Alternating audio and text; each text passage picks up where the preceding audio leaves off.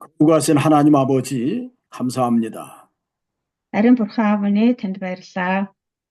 이 시간에도 베드로전서의 말씀을 통해 우리가 이 어려운 시국에 하나님의 사람으로 마땅하게 살아가는 귀한 진리를 깨닫게 해주시옵소서.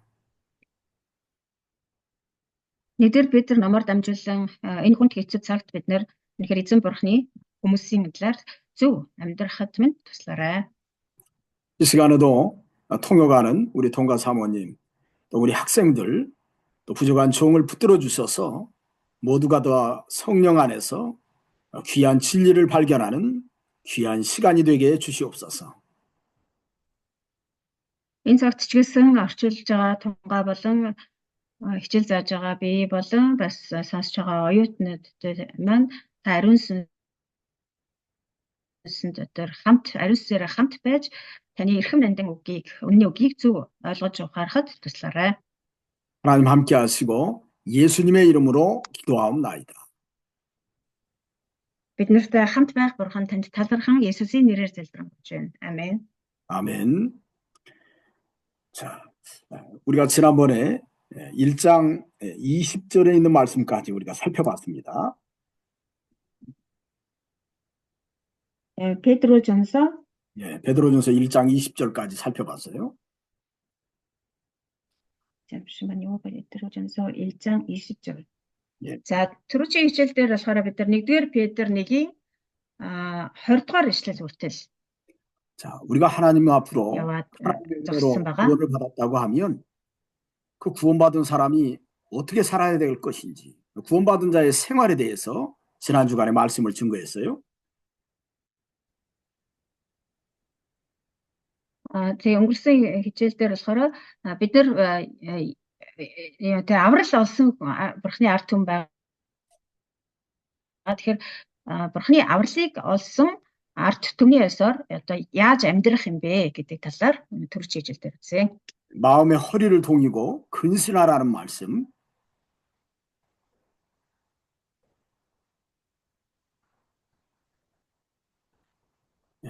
다시 말씀해 주세요. 1장 13절에 마음의 허리를 동이고 근신하라는 말씀을 전했고요.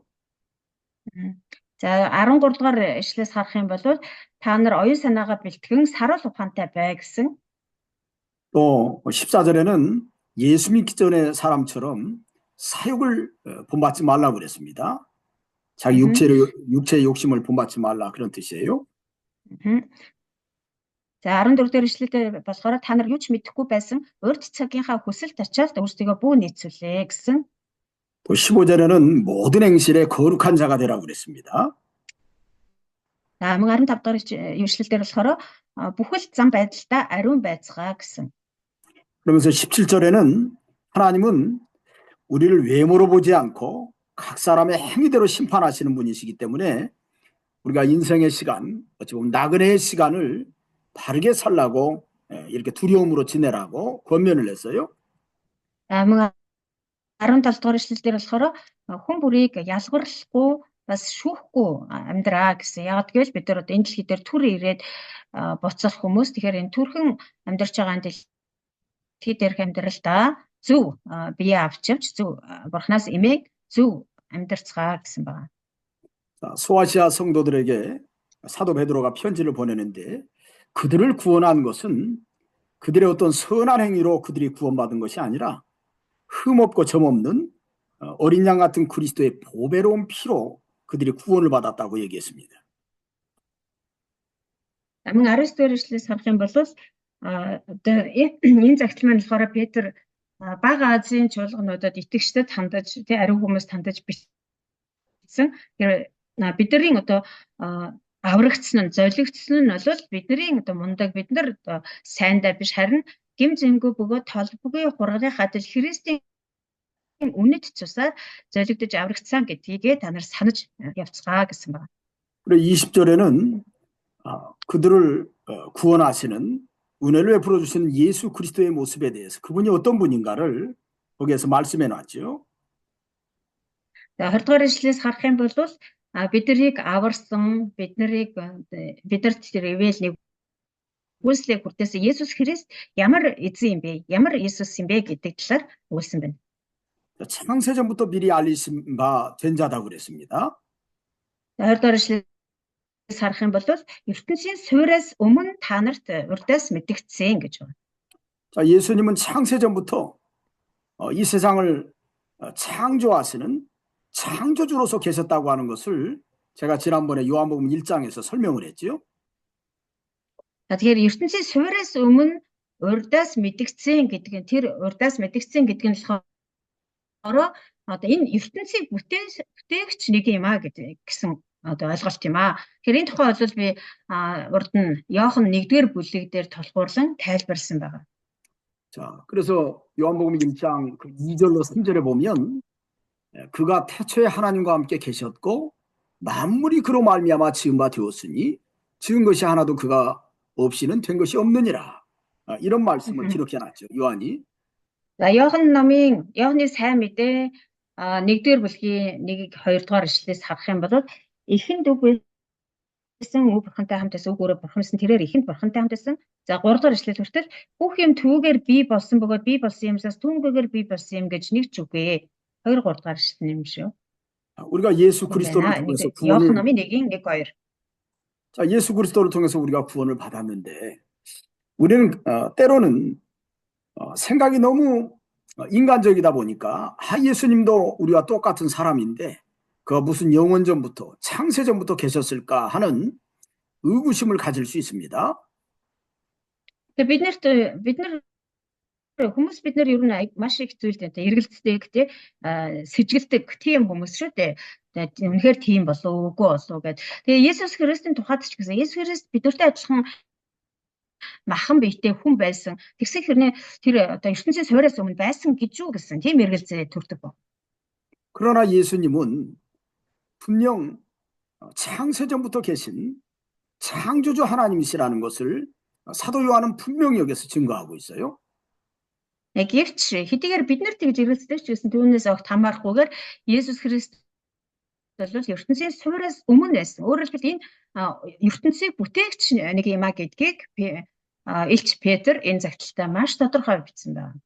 사도 베드로도 이게 분명히 증거하고 있죠. 20절에서 창세전부터 미리 알리신 바 된 자다. 그렇게 증거하고 있습니다. За уучлаарай. Иохан бол өөрийнхөө номон дээр маш тодорхой бичсэн байна. Гэтэл энэ одоо Петр ч гэсэн энэ өөрийнхөө загтал дээр ертөнцийн суйраас өмнө тэр урдаас мэдэгдсэн гэж маш тодорхой бичсэн байна.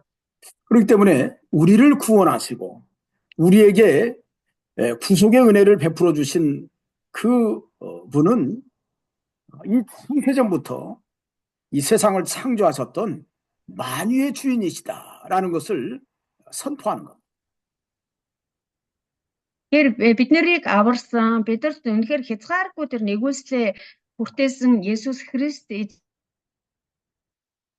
бол өөрөө ертөнцийн суйраас өмнө байсан. Өөрөөр хэлбэл энэ ертөнц дэлхийг бүтээсэн бүтээгч эзэн юм а гэдгийг одоо энэ загтлаараа дамжуулан тунхагласан хэрэг юм а. 세상 사람들은 그걸 잘 알지 못하죠. харин энэ дэлхийн хүмүүс бол үүнийг сайн мэдэхгүй.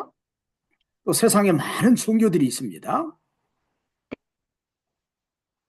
Энэ дэлхий дээр бол маш олон янзын шашин байдаг. 그들은 예수 그리스도가 어떤 분인지에 대해서 그것을 깨닫지 못하고 있죠. Тэднэр бол Есүс Христ чухам хэн бэ? Ямар эзэн бэ гэдгийг бол ерөөсөө ойлгож ухаараагүй.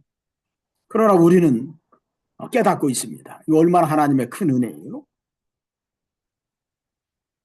харин бид нар бол үүнийг бол ойлгосон, ухаарсан, ойлгодог хүмүүс байгаа. Тэгээ энэ болохоор ямар гайхалтай нэгүсэл вэ?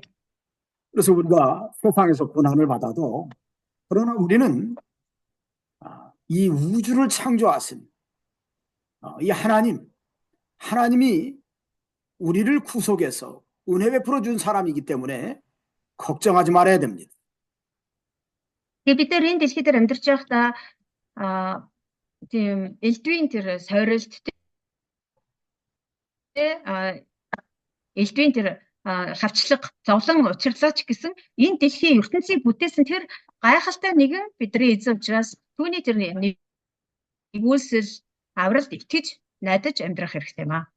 그래서 우리에게 보배로운 피를 흘려주신 예수 그리스도는 창세전부터 미리 계셨던 창조주고 영원부터 계셨던 주권자라고 하는 것을 사도 바울이 이렇게 말하는 거예요. Тэгэхээр бидний төлөө үнэт цусаа урсгасан тэр эзэн Есүс Христос бол ертөнцийн суурьаас өмнө байсан энэ дэлхийн ертөнцийг бүтээсэн нэг юм а гэдгийг Петр энэ загтлаараа тунхагласан байна. 또 여기 두 번째로는 이 말세에 너희를 위하여 나타내신 바 되었다 그랬습니다. За бас хоёрдугаарт нь юу хэлсэн бэ гэхээр цаг хугацааны төгсгөлд та нарын төлөө илчлэгдсэн билээ гэсэн байна. 여기 사도 베드로가 이 말세라고 표현한 것은 자, 그 당시에 로마 시대에 사도 베드로가 AD 64년에 십자가에 거꾸로 못 박혀 죽었는데 아마도 AD 지금 62년도에서 63년 그 어간일 거예요. 그 시기에 로마의 핍박이 아주 강해졌습니다. 그 강해졌을 때 그 핍박이 많았던 그 시간을 말세라고 표현했던 거예요. 그래서.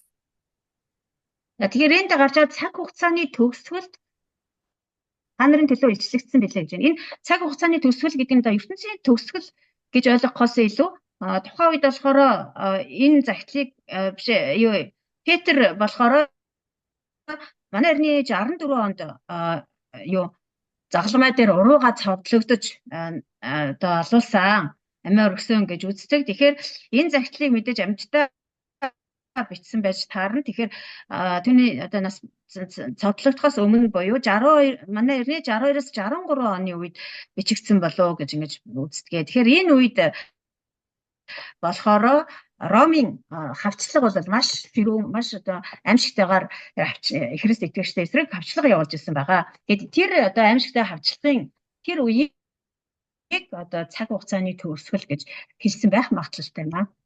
로마의 그 핍박 가운데서 그 시대를 말세라고 표현했는데 자, 예수님이 왜 그들에게 나타내신 바 되었을까요?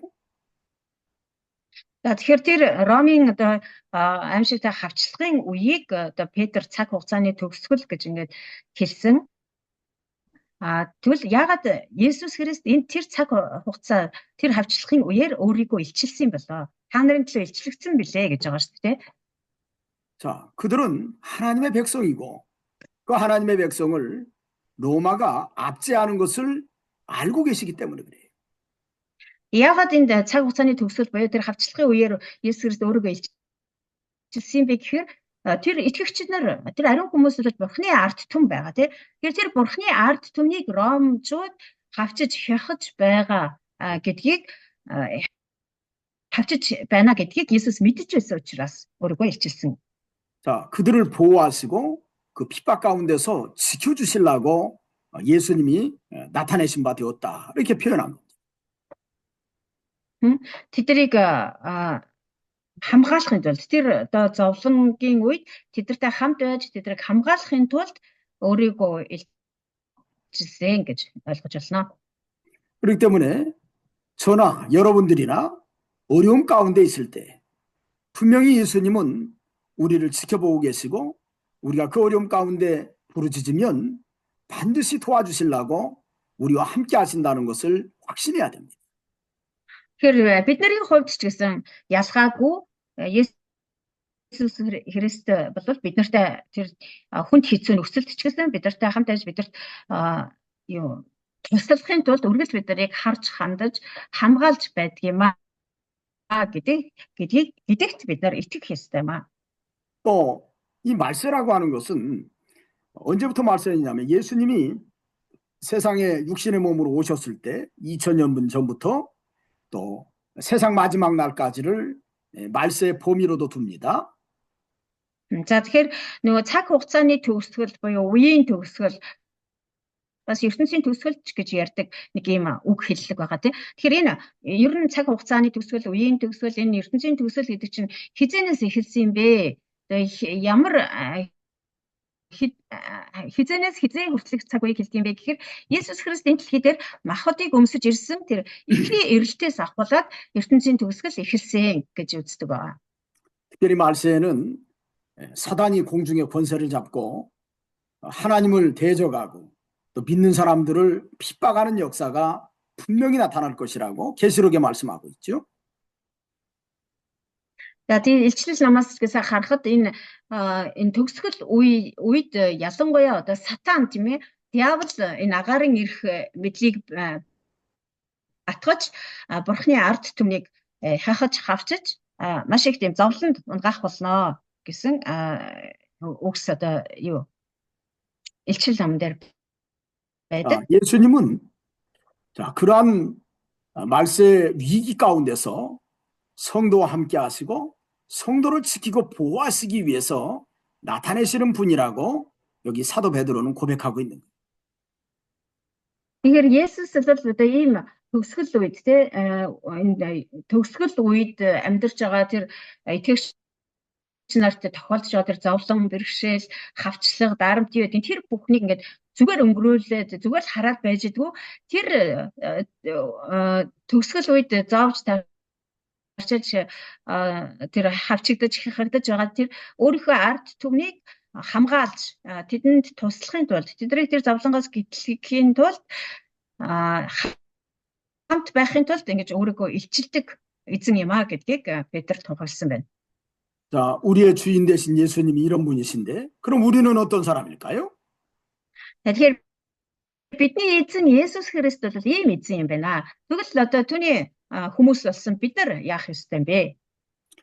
자, 21절 말씀에 그랬지요. 너희는 그를 죽은 자 가운데서 살리시고 영광을 주시는 하나님을 그리스도로 말미암아 믿는 자라고 그랬습니다. Та нар за 21 дээр ишлэлдэр бид нарыг юу гэж хэлсэн бэ нэхээр та нар түүгээр дамжин бурханд итгэсэн юм а. Бурхан түүнийг үхэгсдээс амлуулж түүнд алдрыг өгчээ. Ингэснээр итгэл хийгээд найдварчин бурханд байх болов гэсэн байна. 자, 예수 그리스도께서 우리의 죄 때문에 십자가에서 죽으셨다가 부활하셨습니다. Есүс Христ залмаа дээр цовдлогдож нас бараад эргээд амьлсан байгаа. 또 하늘과 땅의 권세를 주셨습니다. 네, 다시 말씀해 주세요. 하늘과 땅의 권세를 주셨어요. тэгээд бас тэнгэр ба газрын эрх мэдлийг бидэрт өгсөн. 누가 줬냐면 성부 하나님께서 예수 그리스도에게 주었습니다. За тэгтээ бүр тодруулж хэлэх юм бол тэр тэнгэр ба газрын эрх мэдлийг эцэг бурхан Есүс Христэд өгсөн байгаа тийм үү? 그 하나님은 예수 그리스도로 말미암아서 믿는 자라고 했어요. За тэгээд Есүс Христээр дамжин бид нэр бурханд итгэсэн гэж байна. 자, 어찌 보면 우리가 하나님의 은혜로 구원을 받아서 구원받은 자의 삶을 살아가는데 때로는 고난이 있고 어려움이 있지만 하나님이 우리의 주인이 되시기 때문에 우리를 지키고 보호하십니다. 그 하나님을 믿는 자라는 뜻이에요. 목사님 죄송한데 여기 인터넷이 너무 안 좋은 것 같아요. 자꾸 이렇게 그리고 그쪽에 지금 자꾸만 끊어지는 목사님 말씀이 중간에 끊기거든요. 네네네. 이게 자꾸만 끊겨요. 내가 보니까. 네네네. 인터넷을 어떻게 좀 잘할 수 있는 방법 없어요? 그쪽에? 지금 이 상태에서 어떻게 잘할 수 있는 건 방법이 없는데 인터넷을 끊을 수도 없고. 네, 자꾸만 끊어지. 네. 지금 그럼 컴퓨터로 합니까? 아니면 그 스마트폰으로 해요? 컴퓨터요. 컴퓨터. 네. 그럼 이게 컴퓨터 와이파이로 하는 거예요? 아니면 그 뭐 잭을 꽂아서 하는 겁니까? 아니요, 와이파이예요. 그래서 그런 것 같아요. 제가 늘 아니요, 우리 집 인터넷은 아주 잘 되거든요. 오늘따라 왜 그러는지 모르겠어요. 그러니까 잭을 조금 잭이 있으면 이런 적이 거의 없었는데. 그러니까요.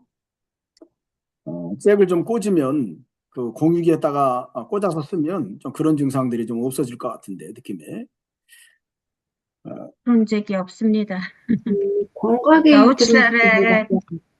тийм байна харин тэгээд зарим тэрийг яриалсууж байна. 자, 그거 한번 좀 그래도 한번 좀 구해 보시는 게 좋을 것 같아요. 왜냐하면 강의하는 게 굉장히 중요한데 좀 자꾸만 끊어지네요. 나도 보니까. 자, 여기 네. 중요한 메시지는 뭐냐면, 그리고 이따가 그 쉬는 네, 시간에 제가 나갔다 들어올게요, 한 번. 예, 그렇게 한번 해보세요. 자, 그래서요, 네. 자, 어찌 보면 예수 그리스도를 통해서 우리가 구원받도록 역사하신 그 하나님을 믿는 사람이라고 성도의 존재에 대해서 이야기를 합니다. 베드로는. За тэгэхээр одоо бид нар бидний эзэн Есүс Христ бол одоо тийм эзэн гэж байгаа тий. Тэгэхээр харин бид нар одоо тэгвэл хий юм бэ? Ямар одоо хүмүүс юм бэ гэхээр та нар түүгээр дамжин бурханд итгэсэн хүмүүсээ гэж хэлж байгаа 21 дээр. Түүгээр гэдэг нь мэдээж Есүс Христийг хэлж байгаа. Тэгэхээр бидний итгэсэн тэр Бурхан болохоор өөрөө биднийг тэр ямар ч зовлон бэрхшээл байсан гэсэн биднийг хамгаалахын тулд үргэлж бэлэн байдаг. Биднийг тэр зовлон бэрхшээл донд одоо харж хандаж байдаг тийм Бурхан юм аа. 자, 그런 하나님을 믿는 믿음과 또 하나님께 소망을 두는 마음을 가지고 너희가 살아가고 있다. 이렇게 이야기하는 거예요. Тэгээд тэр Бурханд итгэл ба Бурханд тавьсан найдвараар бид нар амьдарч байгаа юм аа гэж хэлсэн байна. Ингэснээр итгэл хийгээд найдвар чинь Бурханд байх болвоо гэсэн. 그렇기 때문에 제가 좀 설명한다고 하면 소아시아의 이 고난받는 성도들이 예수 그리스도를 통해서 구원을 받았는데 그 예수 그리스도를 보내주신 그 하나님을 믿고 그 믿음 안에서 하나님께 소망을 두고 살아가는 사람들, 그들이 바로 너희들이라고 사도 베드로는 이야기하는 거예요. За тэгэхээр энэ хэсгийг дахиад ингээд базаад зэгцлээ тайлбарлах юм бол энэ загтлуулахаараа нөгөө Бага Азийн ариун хүмүүсийн Бага Азийн итгэгчдэд бичсэн загтал байгаа тийм ээ. Тэгэхээр тэр Бага Азийн итгэгчд болохоор яг тэр Ромын тэр хүнд хэцүү тэр амьсгалтай хавчлах дунд тэр хавчлагыг одоо амсаж биеэр үзэж байгаа тэр хүмүүс. Тэгвэл тэр хүмүүс одоо Бурхны хувьд хий юм бэ гэхээр тэр хүмүүсийг одоо Есүс Христ аварсан тийм ээ. Есүс Христийн тэр үхлээр дамжуулан аврагдсан хүмүүс. Тэгээд тэр Есүс Христээр дамжиж Бурханд итгэсэн ариун хүмүүс байгаа. Тэгэхээр тэр итгэсэн тэдний тэр одоо Есүсээр дамжин итгэсэн тэр Бурхан болохоор тэднийг одоо үхэрстээс амьлуулж Есүс Христийг үхэрстээс амьлуулж түүнийг алтаршуулсан Бурхан. Тийм юм чинь биднэрт ч гэсэн Бурхан яг тэгж одоо биднийг амьлуулж бас биднийг алтаршуулна гэсэн тэр итгэл найдвар байгаа хүмүүс байгаа байхгүй юу? 그렇기 때문에 우리가 세상에서 ямар ч итгэл найдваргүй одоо тэр одоо зовлон дунд нь Бурхан хайчихсан тийм Бурхан биш. Бидний Есүсээр дамжиж итгэсэн тэр Бурхан бол тийм итгэл найдварын Бурхан. Тэгээ Бага Азийн тэр итгэгчдэр хэдийгээр зовж байгаа ч гэсэн тэдний итгэл найдвар бол Бурхан дотор байгаа тийм хүмүүс юм а гэдгийг Петр тунхагласан байна. 그렇기 때문에 우리가 세상에서 어떤 존재인가, 내가 고난 가운데 있지만 우리는 만유를 창조하신 하나님의 백성이고 그 하나님을 믿고 그 하나님께 소망을 두고 살아가는 사람이다. 그렇기 때문에 이 고난 중에 있어도 너희는 견고하고 흔들리지 말라고 사도 베드로가 이런 말씀을 증거하는 겁니다. Тэгэхээр энэ дэлхийн хувьд бид нар ямар хүмүүс юм бэ? Итгэгч бид нар гэхээр хэдийгээр энэ дэлхий дээр бидэрт янз бүрийн одоо хүнд хэцүү зүйл тохиолдно, бүр зовлон бүр хавчлах ч гэсэн тохиолдох боловч бид нар бол яадгаа алдчихсан ямар ч итгэж найдах зүйлгүй тийм одоо хайтцсан тийм хүмүүс биш ээ. Бурхан бидний итгэсэн тэр Есүс Христээр дамжин итгэсэн тэр Бурхан бол бидний бүтээсэн бүтээгч эзэн, дээрэс нь Христийг амьлуулсан, түүнийг алтаршуулсан Бурхан. Тэгэхээр яг тийм одоо Бурханд л бид нар итгэж байгаа учраас итгэл найдваргүй хүмүүс биш. Бидний итгэл найдвар бол Бурхан дотор байдаг тийм хүмүүс юм аа. 자, 여기 22절에 보니까 사도 베드로가 이 소아시아 성도들에 대해서 칭찬을 하면서 그들이 가지고 있었던 믿음의 열매가 무엇인가를 이야기합니다. За 22 дугаар ишлээс харах юм бол Илч Паул Петр маань тэр бага азийн итгэгч нарын итгэлийг маш ихээр одоо сайшааж багтсан. Тэгээ тэднэрт итгэлийн ямар тийм үр жимс байна вэ гэдгийг бичсэн байна. 자, 여기 말씀해 보니까 너희가 진리를 순종함으로 너희 영혼을 깨끗하게 했다 그랬습니다. Хамгийн эхлээд харах юм бол та нар үнэнд дуулууртай байснараа сэтгэлээ ариусгасан гэж байна. 자, 진리를 순종했다고 하는 것은 그 진리는 사도들을 통해서 배운 바른 진리의 말씀, 복음에 관한 바른 진리의 말씀을 그들이 듣고 그 말씀대로 살았다는 증거입니다. За тэгэхээр энд үнэнд дуулууртай байсан гэж байгаа. Тэгээ үнэн гэдэг нь болохоор юу хэлж байгаа вэ гэхээр элч нараар дамжуулан суралцсан Бурхны үнэн буюу Бурхны үг. Тэгээ тэр үнний үгийг тэд нэр дуулууртай дагаж амьдарч байсан гэдгийг нь хэлж байгаа. 바른 진리를 순종하면 그 영혼이 깨끗하게 됩니다. Тэгэхээр энэ яг зөв үнэн тийм ээ. Тэр зөв үннийг одоо хүлээж аваад яг тэр зөв үнэнд дуулууртай амьдрах юм бол зүр сэтгэлч гэсэн ариусдаг байх нь. 왜 그럴까요? Яагаад вэ? 자, 바른 진리는 성령께서 역사하시기 때문에 그래요. Яагаад гэвэл зөв үнэн гэдэг бол ариун сүнс тэр зөв үннээр дамжуулан ажилдаг учраас юм. 우리가 성령의 인도를 따라가면 우리의 영혼이 깨끗하게 되는 거예요. Тэгэхээр тэр зөв үнэнд ариун сүнс тэр зөв үннээр ажилдаг. Тэгэхээр тэр ариун сүнсийг бид нар дагаад дуулууртай амьдрах юм бол бидний зүрх сэтгэл сүнс хүртэл ариусгаас өөр аргагүй болтгоо. 그래서 로마서 8장 5절에 영의 생각은 생명과 평안이다. 그렇게 말씀했어요. 다시 말씀해 주세요. 로마서 8장 5절이요. 자, 영의 생각은 생명과 평안이라고 그랬어요. 디모데전서 3장 5절이요? 아니요. 로마서 8장 5절이에요. 로마서 8장 5절. 아니, 자꾸 끊겨서. 예. 자, Ром намын 3-ын 5 дээр юу гэж хэлсэн бэ гэхээр 잠깐만요. 로마서 8장 6절 말씀이네요. 로마서 8장 6절이요? 예, 로마서 8장 6절. За 3-ын 5 биш 8-ын 6 юм байна шүү. Махбодын бодол санаа бол үхэл сүнсний бодол санаа бол ам ба амар тайван юм гэсэн байна. 그렇기 때문에 우리가 성령의 인도를 따라가면 그 영혼이 깨끗하게 됩니다. Тийм учраас бид нар хэрвээ ариун сүнсний удирдамжийг дагаад явах юм бол бидний сүнс ба сэтгэл ариун болдог. 결과적으로 소아시아에 있는 성도들이 성령의 인도를 따라서 그들이 바른 진리 안에서 살았다는 것을 사도 베드로는 칭찬해주고 있는 거예요. Тэр бага азийн итгэгч нар болохоор яг тэр зөв үнэнд итгээд ариун сүнсний тэр удирдамжийг дагаж амьдардаг хүмүүс юмаа гэж Петр магтсан байна. 또 여기 말씀에 보면 거짓이 없이 형제를 사랑하기에 이르렀다 그랬지요.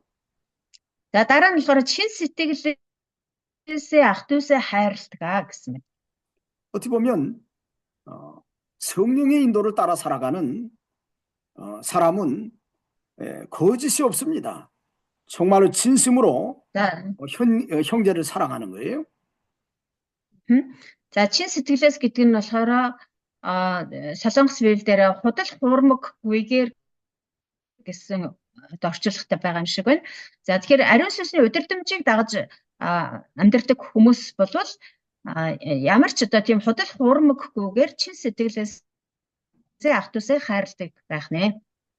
그렇기 때문에 바른 진리 안에 살아가는 모습은 이런 열매가 맺히는 거예요. 거짓이 없는 열매를 맺히는 겁니다. Тэгэхээр одоо яг зөв үннийг дагаж амьдарч зөв үнэнд дуулууртай амьдрах юм бол түүний үр жимс нь юу гэдэг вэ гэхээр ерөөсөө худал хуурмаггүй байдаг байх нэ.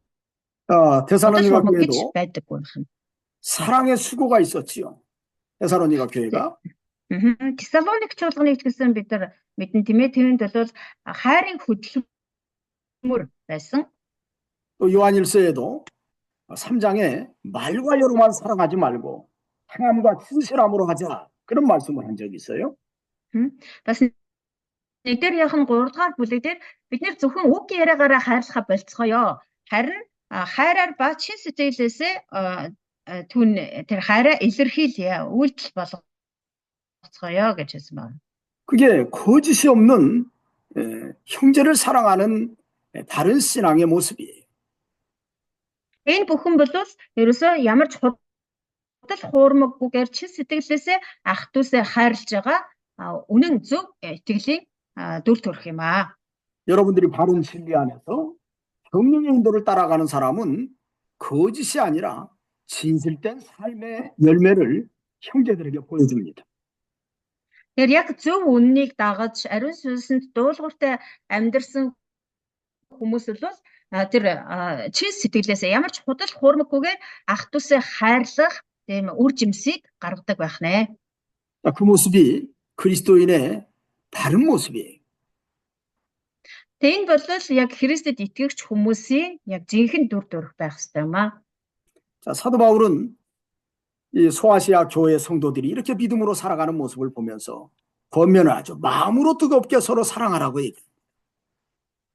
За тэгээ ингэж байгаа зин итгэгч нар бие биенээ ингэж чин сэтгэлээсээ хайрлаж байгаа энэ дүр төрхийг нь хараад бас Петр цааш нь тэднийг урамшуулж ятгсан байгаа.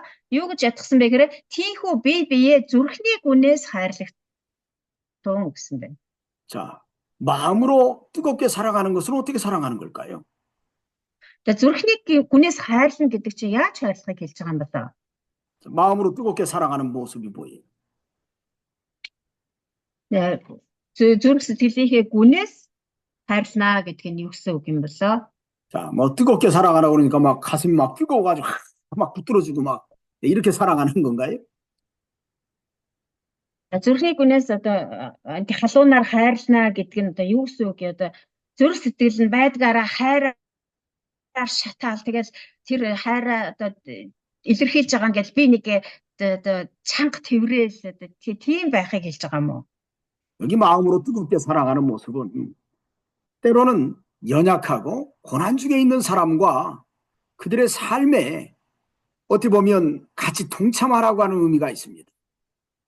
Тэгэхээр зүрхний гүнээс хайрлнаа гэдэг нь болохоор за Солонгос библиэр болохоор зүрхнээсээ халуунаар хайрлна гэсэн байгаа юм шиг байна. Тэгэхээр энэ зүрхний гүнээсээ халуунаар хайрлнаа гэдэг нь одоо тэр сул дорой итгэгч нар юм уу аль эсвэл тийм зовлон хавчлах дунд зовж зүдэрч байгаа тэр итгэгчтэй хамт байхыг тэдний тэр зовлон бэрхшээлээс нь хуваалцахыг хэлж байгаа гэсэн үг юм. 마음으로 여러분들이 진심으로 누구를 사랑한다고 하면 그 사람이 어려운 가운데 있다고 하면 그 어려움에 동참하지 않겠어요? Хэрэг та хэн нэгнийг үнэхээр зүрхсийнхээ гүнээс хайрлаж байгаа бол тэр хайрлаж байгаа хүн чинь хэрвээ тэр тийм зовлон бэрхшээл донд байж байгаа юм бол тэр зовлон бэрхшээлээс нь хуваалцахыг хүсэхгүй гэж юу? 때로는 그들이 가난하면 그들의 가난을 벗어날 수 있도록 도와주려고 할 것이고 Хэрвээ таны зүрхний гүнээс хайрлаж байгаа тэр хүн чинь ядуу одоо тий ядуу зүдүү байх юм бол тэр ядуу зүдүү байдлаас нь гаргах юмсан тий гэсэн тийм сэтгэл төрнө үстэй. 자, 고난 중에 있다고 하면 그 고난에 대해서 안타까워하면서 건져내려고 할 거 아니에요? Эсвэл ямар нэгэн зовлон тий бэрхшээл донд байлаа гэхэд тэр зовлонгоос нь хөнгөлж нэмгэлж өгөх бүр цаашлаад тэр зовлонгоос нь салгаж өгөхийг бодох уу гэж юу?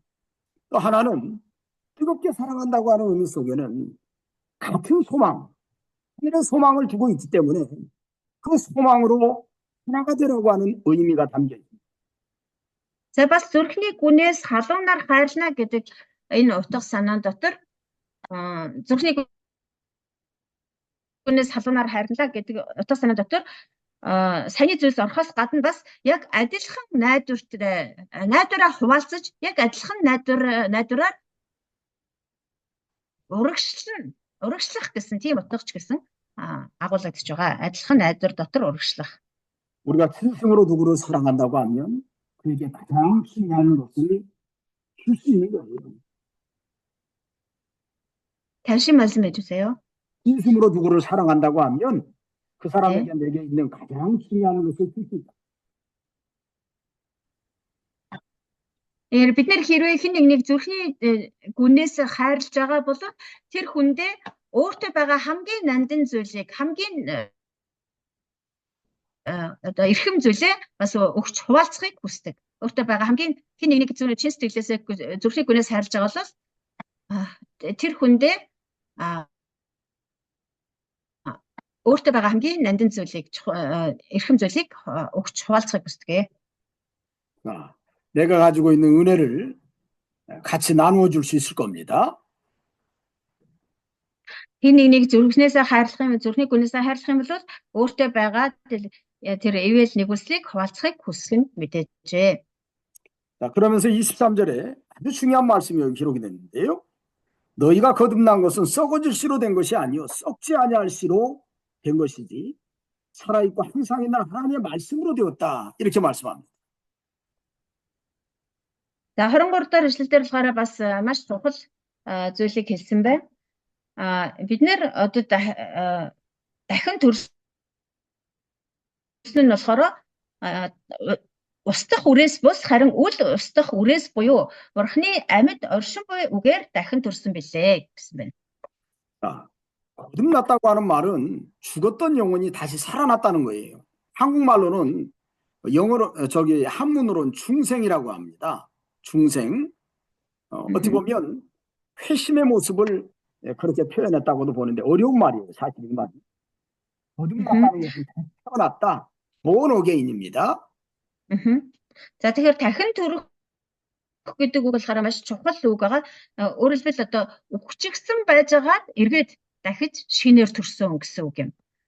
어쩌면 소아시아 성도들이 가지고 있는 그들이 받은 은혜, 구원받은 은혜의 기초가 무엇인가를 사도 바울은 다시 한번 얘기해 주는 거예요.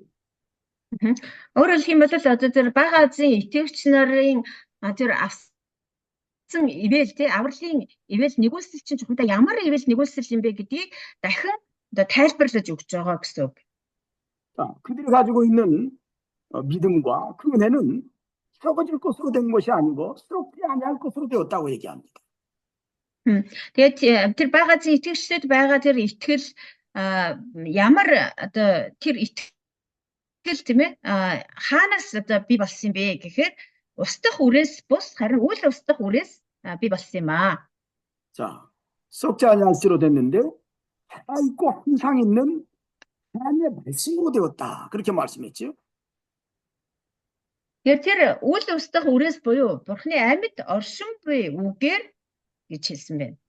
자, 성도가 이 죽었던 영이 살아나는 이 구원의 역사는 하나님의 말씀으로 말미암아 되었다. Тэр одоо итгэгч одоо бид нар чинь одоо итгэгч болохоос өмнө үхмэл байсан тийм үхмэл сүнстэй байсан. Тэр үхмэл сүнснээсээ бид нар дахин одоо амьд сүнс болсон. Ингэж дахин төрсөн нь болохоор Бурхны амьд үгээр болсон юм аа. 이 하나님의 말씀 속에는 하나님의 능력의 역사가 있습니다. Тэр Бурхны энэ үгэн дотор л Бурхны тэр хүч чадалтай ажил байдаг юм аа. Ажил хийгдэж байдаг юм аа. 그것은 구원의 역사예요. Тэгээд тэр ажил нь болохоор авралын ажил. 그것은 변화의 역사입니다. бас өөрчлөн шинжилдэг ажил. 그것은 어떤 상황에서도 모든 것을 이겨나갈 수 있는 그런 능력의 역사예요. Ямар ч нөхцөл байдалд байсан гэсэн тэр нөхцөл байдлыг даван туулж ялан дийлж чадах хүч чадлын ажил. 자, 하나님의 말씀은 살아서 운동력이 있습니다. За бас Бурхны үг бол амьд гэсэн тийм ээ. Тэр амьд байна гэдэг чинь одоо хөдөлдөг, ажилдаг гэсэн үг. 우리가 창세기 1장에 1장 1절에 하나님이 천지를 창조하실 때 하나님이 여기 1장 3절에 하나님이 이르시되 빛이 있으라 하시니 빛이 있었고 하는 말씀이 있습니다. За тэгэхээр бид нэр одоо Эхлэл номын 1-р бүлгээс харах юм бол нөгөө бүтээлийн ажил хийгдэж байгаа тийм. Ихэнд бурхан тэнгэр газрыг бүтээжээ. За тэгээд 3-р ишлээс нь харах юм бол бурхан гэрэл бий болтугай гэж айлдсанд гэрэл бий болвоо гэсэн. 자, 하나님의 말씀이 살아있기 때문에 어떻게 됐어요? Тэгээ бурханы 빛이 생겼습니다. Тэгээ бурханы үг чинь өөрөө амьд тий одоо ажилдаг, хөдөлдөг тий амьд үг гэж байгаа. Тэгээд тийм учраас бурхан тэр гэрэл бий болтугай гэж хэлсэн. Тэр одоо амьд үгээ хэлсэн чинь гэрэл бий болсон гэж байгаа. 히브리서 4장 12절 말씀 읽어보세요. 4장 11절 4장 12절이요. 히브리서 12히브리서 자 еврей номын 4-ийн 12 ишлэгийг уншъя. 자, 12절로 13절 말씀까지 읽어보세요. За 12 13-ыг уншъя. Учир нь бурхны үг амьд бөгөөд идэвхтэй хоёр талдаа эртээ ямар ч илдээс хурц сэтгэл хийгээд сүнсийг үе мөч хийгээд нугас чүнгийг салтал нэвтрэн ордог агаад зүрхний бодол хийгээд санаагч ялгах чадвартай юм. Түүний хараанаас нуугдах нэг ч бүтээл үгүй. Харин түүний мэлмийн өмнө бүгд нүцгэн бөгөөд ил болоо. Түүнд бид тайлгнаа. 자, 하나님의 말씀에는 이런 능력이 있어가지고 하나님이 말씀하신 대로 그 앞에 다 드러난다는 거예요. 역사한다는 거예요. бурхны үгэнд ийм хүч чадал байдаг бахан. Тэгэхээр тэр үгний өмнө тэр хүч чадлын өмнө бүх зүйл ил байдаг гэж байна. 예수님께서도 말씀으로 병든 자들을 치료하셨죠. 예수스의 чигээс харахад үгээрээ л ерөөсө өвчтэй хүмүүсийг эдгээжсэн. 자, 죽은 소녀를 예수님이 고치실 때 다리다고 하시니까 벌떡 일어났잖아요.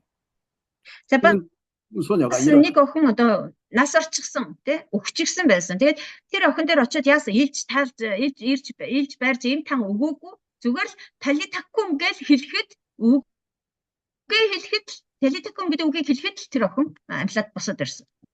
그런가 하면 요한복음 11장에 죽은 나사로에 대해서도 예수님이 나사로야 나오너라 하니까 나왔잖아요. За бас нөгөө Лазар байна тий Лазар өгцөн хэд хомжсон бүр өмхирсэн байж магадгүй гэж хэлжсэн. Гэтэл очиод бас л Лазараа гараад ир гэдгсэн чинь ерөөсөө Лазар босоод ирсэн байна. 그렇기 때문에 우리가 구원받은 이 구원의 은혜는 중생의 은혜는 이건 살아서 생명력 있는 은혜를 우리가 받았다는 겁니다. 다시 말씀해 주세요. 자, 우리가 중생한 것, 구원받은 이 은혜는 이렇게 하나님의 살아있는 말씀으로 중생이기 때문에 그것은 완벽하다는 얘기예요. Тэгэхээр бид нарыг одоо ингэж аврагдсан өөрөөр хэлбэл дахин шинээр төрсөн энэ нэгүсэл бол бурхны амьд үгээр ирсэн байна. Тэгээ бурхны амьд үгээр энэ бүхэн биелсэн болсон учраас бидний энэ аврал бол үнэхээр төгс аврал юм аа.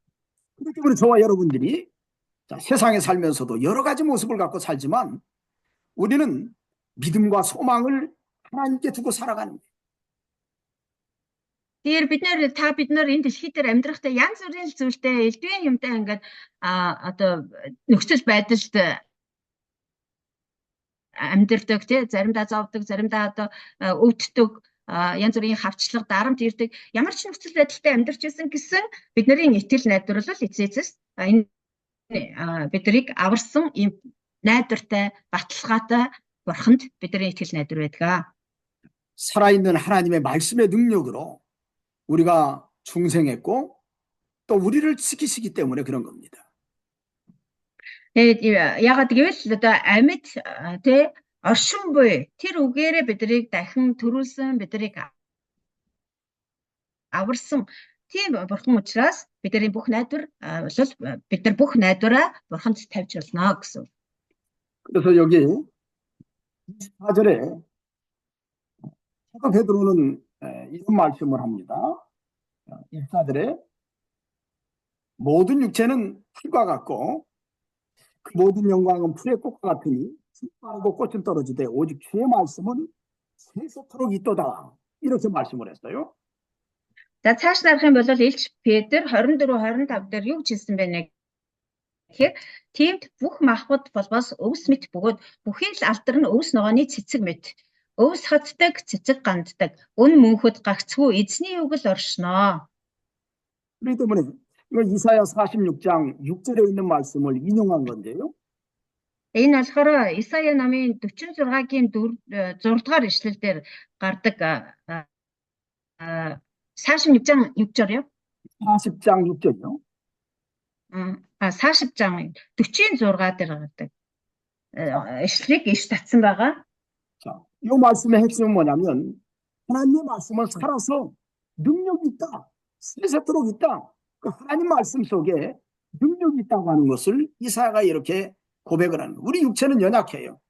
때로는 넘어지고 때로는 약해지지만 세상의 모든 것들도 다 그렇지만 하나님의 말씀이 있는 곳에는 하나님의 능력의 역사, 살아나는 역사가 있다는 것을 얘기해 주는 거예요. Тэгэхээр энэ үгийн одоо Исая намаас иш татсан энэ үгийн яг гол утга санаа нь юу вэ гэхээр хүмүүс бид нар махан биетэй заримдаа одоо сул дор байдаг, заримдаа бүдэрдэг, алдаа оноо гаргадаг. Харин Бурхны үг бол хүч чадалтай, үр мөнх тэр бол одоо амьд оршин байдаг. Тэгээд тэр үг бол ажилтдаг тийм амьд үг юм гэсэн утгатай. 이제 정리한다고 하면 1장을 정리한다고 하면 тэгээд одоо 1-р Петр номынхоо 1-р бүлгийг бүгдийг одоо базаад хурангуулад хэлэх юм бол 소아시아 성도들이 지금 현재 고난 중에 있습니다. энэ бага Азийн итгэгчнэр болохоор яг энэ үед маш тийм хүнд зовлон хавчлах донд байсан. 자, 그들은 하나님의 말씀으로 구원받은 사람들. За тэр итгэгчнэр нь болохоор ямар хүмүүс вэ гэхээр Бурхны үгээр аврагдсан итгэгчнэр байгаа. 그렇기 때문에 하나님이 그들을 지키시고 보호하시고 함께 하십니다. Тийм учраас Бурхан тэр өөргөө аварсан тэр ариун хүмүүсийг харж хандаж байдаг, бас хамгаалж байдаг. 자, 그런 여러 가지 고난 중에도 하나님이 함께 하시니까 너희는 그리스도인으로서 마땅하게 살아가는 뜻이에요. Тэгээд Бурхан одоо хичнээн тийм зовлон бэрхшээл донд байсан ч гэсэн Бурхан та нартай хамт байдаг, та нарыг харж хандаж байдаг юм аа, хамгаалж байдаг юм аа. Тийм учраас та нар Христ итгэгчийн ёсоор тэр зовлон бэрхшээлт дундаа ч гэсэн зөв амьдраа. Христ итгэгчийн ёсоор зөв амьдраа гэж хэлж байгаа. 약하거나 두려워하거나 낙심하지 말라고 얘기하는 겁니다. Та нар одоо итгэлээрээ сул дорой болж болохгүй эсвэл бол айх юм уу эсвэл сэтгэлээр унаж болохгүй гэж тэднийг урамшуулж байгаа. 그래서 아까 24절, 25절 하반절에 그래서 이렇게 말하는 거. 오직 주의 말씀은 세세토록 있도다 하였으니 너에게 전한 복음이 곧 이 말씀이니라 라고 얘기하는 거예요. За тэгээ 25 дахь ишлэл дээр харах юм бол үн мөнхөд гагцгүй эзний үг л оршноо гэж. Энэ бол та нарт тунхаглагдсан сайн мэдээний үг мөн юм гэж хэлсэн байна. 우리에게 주어진 육체의 고난은 잠깐이지만 우리의 미래는 영원합니다. Биднэрт өгөгдсөн, биднэрт тохиолдсон тэр махбодын зовлон бол төр зурих. Харин бидний ирээдүйг бол үрд мөнх юм аа. 왜 그렇지요? 하나님의 말씀은 살아서 능력 있게 역사하시기 때문에. Яагаад тэр вэ? Яагаад гэвэл Бурхны үг бол амьд тэгээд бас хүч чадалтай үг учраас. 그래서 저는 그런 생각을 해봅니다. 대한민국도 지금 많이 어려운데 지난번 몽골도 가보니까 많이 어려워요. 그러나 우리에게 하나님의 말씀이 있으면 우리는 어떤 것도 감당할 수 있다는 힘을 얻어야 됩니다. Тэгэхээр би заримдаа төсөл үед бодож байгаа. Солонгос ч гэсэн байдал маш хэцүү байгаа. Сая бас Монголд очиод ирэхэд Монголд ч гэсэн байдал маш хүнд хэцүү байна лээ. Тэгсэн ч гэсэн биднэрт Бурхны үг байгаа учраас бид нар итгэл найдвараа алдаж болохгүй. Тэр Бурхны үгээр хүчрхэгжих ёстой гэж бодож байгаа. 흔들리지 말고 담대해야 됩니다. Тэгээ бид нэр одоо ганхаж гуйвалгүйгээр зоригтой бат зогсох хэрэгтэй маа. 그래서 지난번에 베드로서를 갖다가 소망의 서신이라고 그랬죠. 그래서. Түрүүний хичээлдээр бид нар хэлсэн байгаа. Тийм учраас Петрийн захидал бол найдварын захидал юм аа гэж хэлсэн. 여러분들이 담대하시기 바랍니다. Та бүхнийг зоригтой байгаасай гэж уриалж байна. 우리 잠깐 쉬었다 가시자고요. За түр завсарлаад эргээд уулзъя. 잠깐 쉬었다가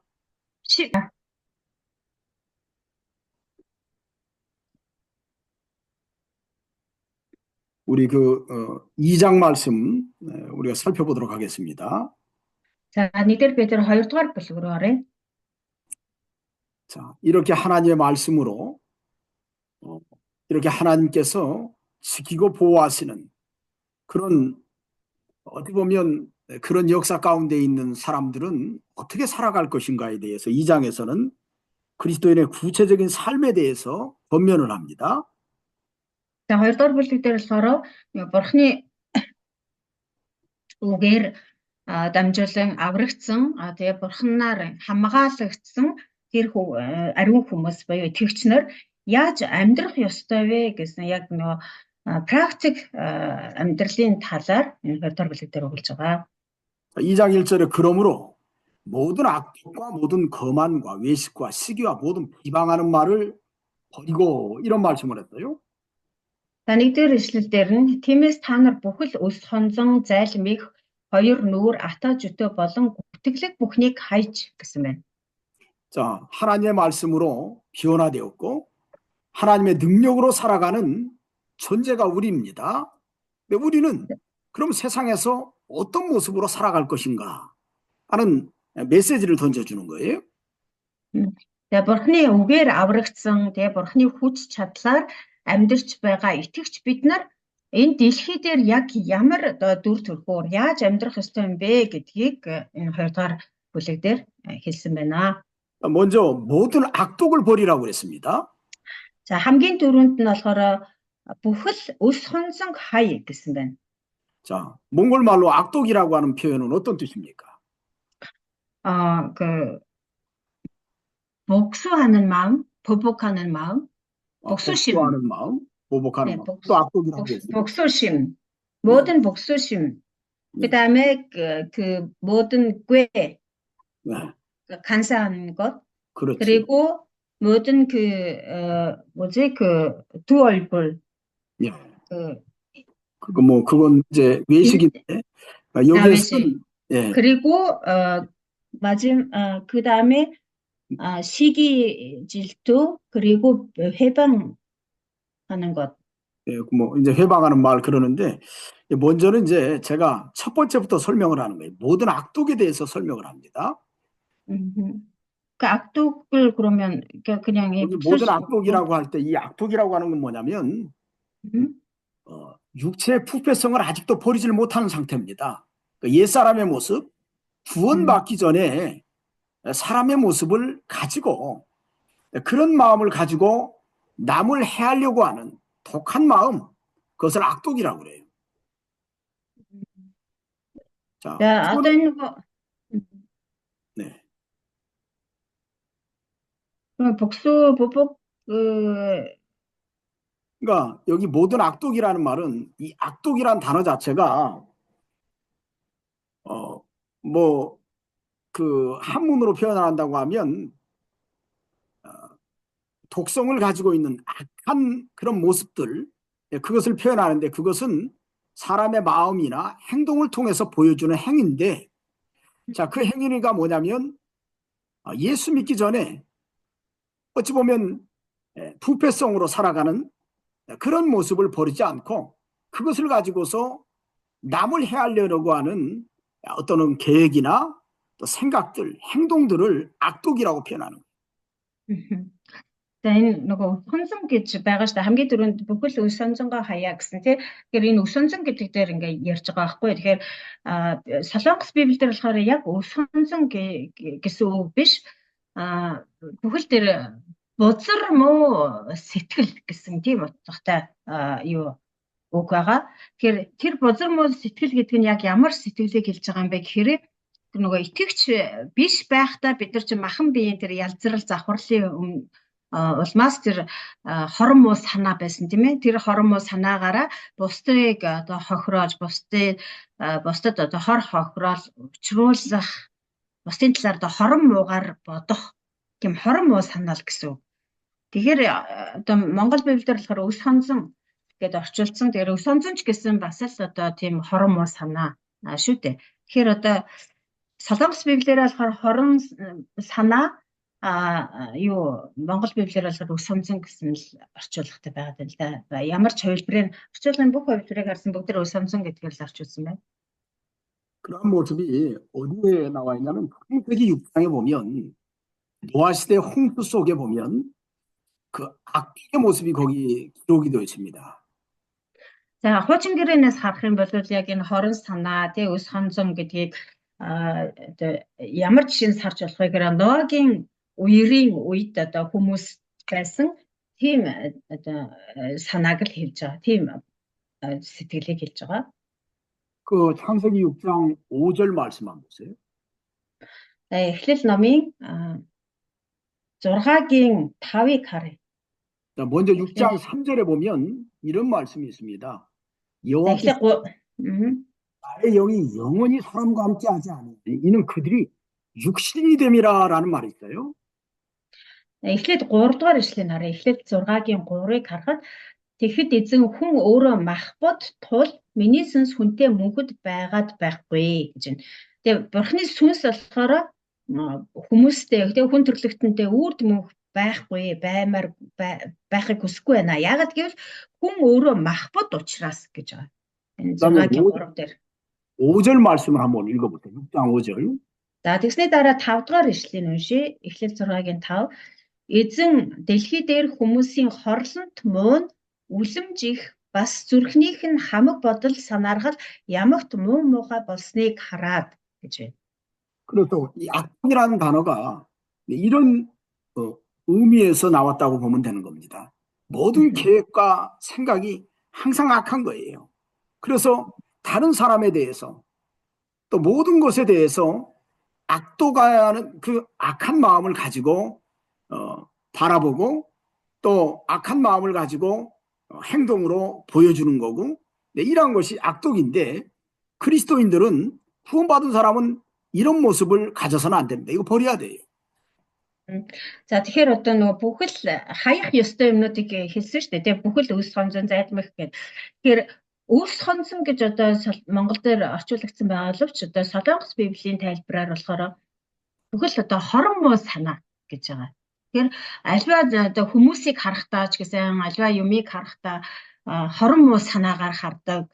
Тэгээд альва зүйлийг үйлдэхдээ ч гэсэн дандаа тэр хорлонтой тий хорон санаагаар үйлддэг гэсэн. 또 두 번째로는 모든 기만이라고 그랬습니다.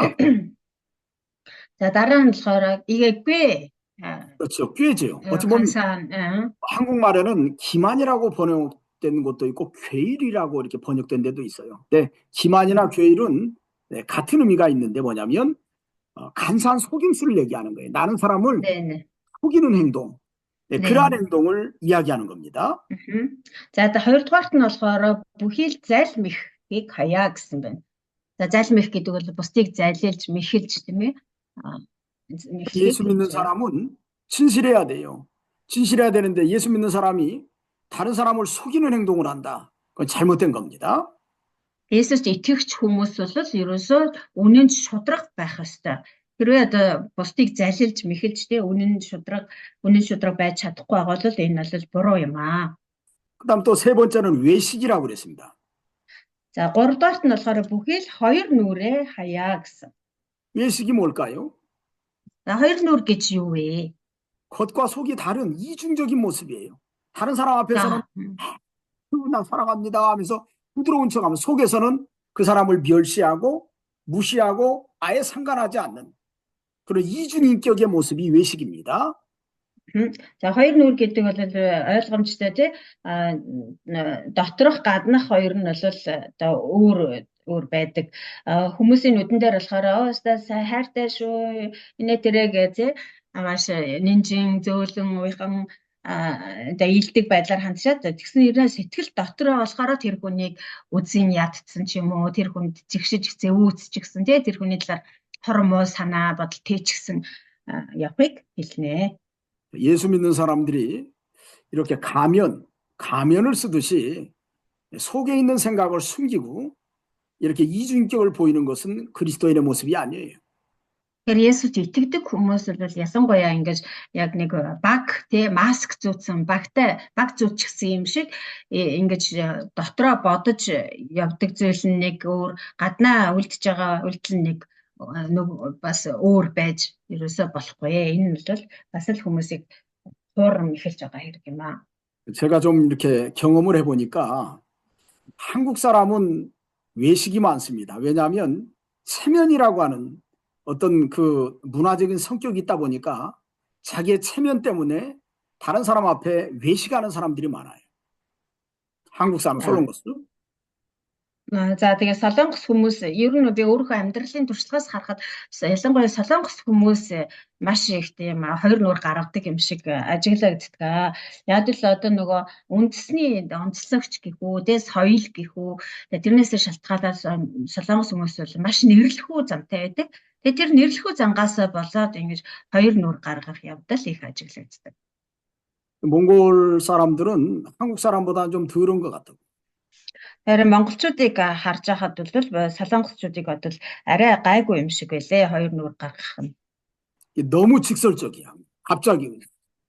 заримдаа болохоор хитрхи шулуухан зантай байгаад идэг монголчууд.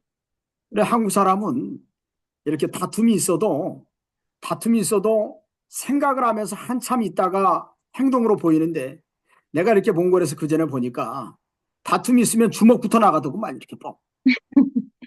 Тэгээд солонгосчууд болохоор ер нь одоо нэг манайхан нэг муу санаатай дотор тамиртай гэж солонгосуудыг ярьдаг шүү дээ. Яа тэгэхээр одоо хоёр хүн ингээ маргалдлаа, муудалцлаа, бүр одоо нудраг зөрүүлэх боллоо. Тийм одоо тохиолдол гаргаад ирэхэд солонгосчууд болохоор дотроо ингээ боддог муу санаатай бодож байгаад үйлдэл хийдэг. Одоо нөгөө сүүлийн үед чинь тийм нөгөө төрүүлж одоо гар хөрснө нь одоо бурууддаг болоод байгаа шүү дээ тий. Хичнээн зөв нөгөө талынхан зүг байлаа ч гэсэн. Тэгэхээр солонгос хүмүүс болохоор яг тэгж бодож байгаад одоо нудрага юуны төрөнд одоо нудрага зөрүүлээд ийдэггүй. Гэтэл монголчууд болохоор ерөөсөө тийм байхгүй. Одоо шууд л нудрага нь явж идэг. Тийм байна лээ. 일본 사람들은 어떨까? 일본 사람들. Тэгээ японочууд яадаг юм болоо? 여러분들 조심해야 돼. 일본 사람들은. Та нар японочудаас ялангуяа их болгоомжлох хэрэгтэй. 일본 사람들은 문화적인 성격이 그 사람들의 가치관 속에 외식이 습관화되어 있는 사람들이 많습니다. Японочдын хувьд болохоор ерөөсөө соёлын ялгаанч тэр, соёлын онцлогч тэр, тэгээд нөгөө ухамсарынх нь бүр гүнд ерөөсөө тийм нөгөө хоёр нүур гаргах гэдэг бол бүр ухамсарт нь гүн суучихсан тийм хүмүүс олон байдаг. 그래서 일본 사람들은 가면을 참 많이 쓰는 거예요. Тийм учраас японочдын дунд одоо баг зүүчихсэн хүмүүс их олон байдаг. 굉장히 친절하고 예의가 있지만 조심해야 됩니다. Нүүрэн дээр болохоор маш ээлдэг, маш тийм боловсон тий ёс зүйтэй тийм хүмүүс юм шиг боловч болгоомжлох хэрэгтэй. 뭐 몽골하고 한국하고 일본하고 이렇게 싹 본다고 하면 일본이 이 외식에 있어서는 넘버 1. Тэгээд яг хоёр нүур гаргадаг байдлаар нь Монгол, Солонгос, Японочдыг ингээд байр эзлэх юм бол ерөөсөө нэгдүгээр байрыг Японочд эзлэнэ. 한국은 넘버 2. За Солонгосчууд бол хоёрдугаар байр. 자, 그러나 우리가 예수 믿는 사람들은 외식하는 거 하나님 기뻐하지 않습니다. Харин Христэд итгэвч бидний хувьд бол хоёр нүур гаргахыг бурхан таалдаггүй. 사도행전 5장에 보면 아나니아 삽비라 부부가 외식을 했지요. Үйлс намын 5 дугаар бүлгийг харах юм бол Анания Сапфир хоёрын тухай гардаг тийм ээ. Тэр хоёр бол ялцчгүй одоо хоёр нүур гаргасан байна. 결국에 하나님의 심판을 받잖아요. Тэгээ эцэстээ түүнээсээ болоод бурхны шийтгэлийг амссан. 자, 구원받은 사람은 이런 외식을 버려야 됩니다. 우리 그리스도인의 삶이 아니에요. Тэгэхээр аврагдсан хүмүүс, аврагдсан итгэгч нар бол ийм хоёр нүрийг хаях хэрэгтэй. Энэ бол аврагдсан одоо Христ итгэгч хүмүүсийн одоо амьдрал биш юм аа. 네 번째로는 시기가 있습니다. Дөрөвдүгээр нь болохоор атаа житөө хаях ёстой гэж байна. 시기는 남이 잘 되는 것을 싫어하는 거예요. Атаа житөө гэдэг бол бас хүмүүс сайн сайхан явахад дургуутсхийг хэлж байгаа. 그래서 남이 잘 되는 것을 싫어하니까 어떻게 합니까? Бас 때로는 хүмүүс 그 아래 나오는 모든 비방하는 말을 버리고 한 거 보니까 남이 잘 되는 걸 싫어하니까 그 사람에 대해서 쉽게 해서 그 사람의 약점이나 허물을 들어가지고 다른 사람 앞에 나쁘게 말을 하는 거예요. 비난하고 악평하고. Тэгээ атаа житөө болон гүтгэлэг бүхнийг хаяж гэсэн мэт.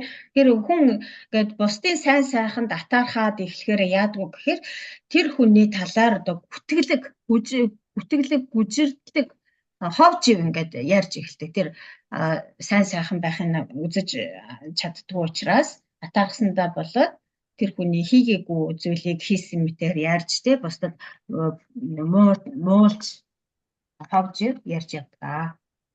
그렇기 때문에 구원받은 하나님의 말씀으로 하나님의 능력으로 변화받은 우리 그리스도인들은 자, 이러한 모습들을 버려야 됩니다. Тэгэхээр бид нэр аврагдсан хүмүүс тэгээ бурхны үгээр бурхны хүч чадлаар өөрчлөгдсөн итгэгч хүмүүс бол ийм одоо дүр төрхүүдэд хаях ёстой юм аа. 그러면서 2절에 그럼 우리가 무엇을 취해야 될 것인가에 대해서 이야기합니다. 사도 바울이 사도 베드로가 Дараа нь 2 дугаар эшлэлээс харах юм бол тэгвэл одоо энэ бүхнийг хаяад оронд бид нар юу одоо олж авах одоо эзэмшихтэй өөртөө байлгах ёстой вэ гэдэг талаар Петр хэлсэн байна. 자, 갓난아기들 같이 순전하고 신령한 젖을 사모하라고 그랬어요. Харах юм бол үгийн цэвэр сүг ялах хүүхдүүд адил хүсэн тэмүүлээ гэсэн. 자, 이 갓난아이들 같이 순전하고 신령한 젖이라고 표현했는데 갓난아이들이 사모하는 그 젖은 어떤 의미가 있을까요?